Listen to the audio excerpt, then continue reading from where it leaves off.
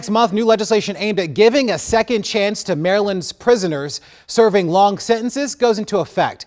The Second Look Act would allow a prisoner to file a motion to have their sentence reduced if it happened and if they were convicted between the ages of 18 and 25, but only under certain circumstances.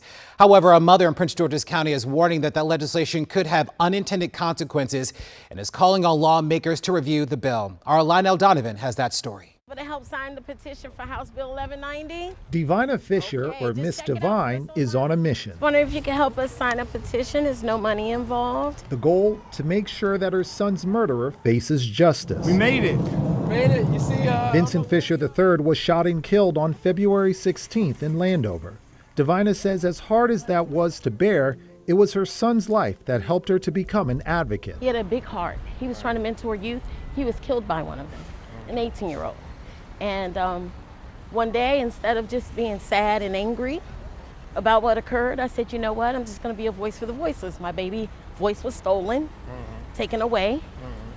I'm going to be his voice. 18-year-old Raymond Terry III was arrested for the crime, and in August, he pleaded guilty to first-degree murder. Check out the Just Why movement, ma'am, okay? Just Why. But Fisher says she's concerned that Maryland's Second Look Act could be used to get Terry out of prison early in the future, which Fisher says sends the wrong message to young offenders. The youth need to get that message. You know, they're out here saying they get a light sentence, not a life sentence.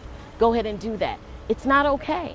The Second Look Act allows people convicted of certain crimes between ages 18 and 25 to petition a court for a sentence reduction after serving a minimum of 20 years. Now, the law does not apply to someone sentenced to life without the possibility of parole or to a sex offender. It also does not apply to someone convicted of killing a first responder in the line of duty, such as a police officer or firefighter.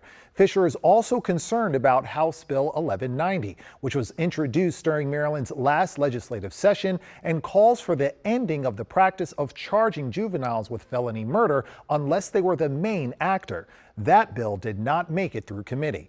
Now, Raymond Terry's sentencing hearing is scheduled for November 3rd, and Fisher says she and her family will be there to hear what the judge will have to say. From the studio, Lionel Donovan, WUSA 9.